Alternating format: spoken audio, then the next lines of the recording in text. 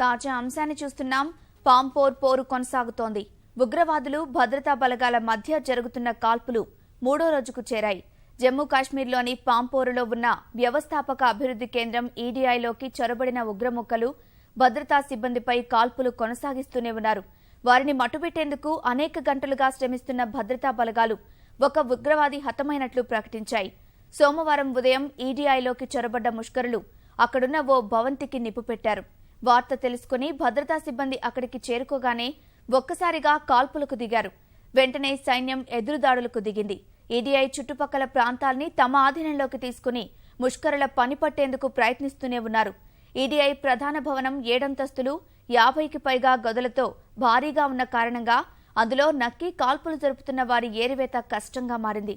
భవనంలో 2-3 ఉగ్రవాదులుండొచ్చనే అంచనాతో ముందు తేలికపాటి ఆయుధాలు వాడిన సైనికులు తర్వాత శక్తిమంతమైన అస్త్రాల్ని వినియోగిస్తున్నారు. ఫిబ్రవరిలో ఇదే భవంతిలోకి చొరబడి ఉగ్రవాదులు దాడికి దిగి 5 జవాన్లు, 1 పౌరుణ్ణి పొట్టన పెట్టుకోగా 2 రోజుల పాటు వారితో పోరాడిన బలగాలు 3 ముష్కరుల్ని మట్టుపెట్టాయి.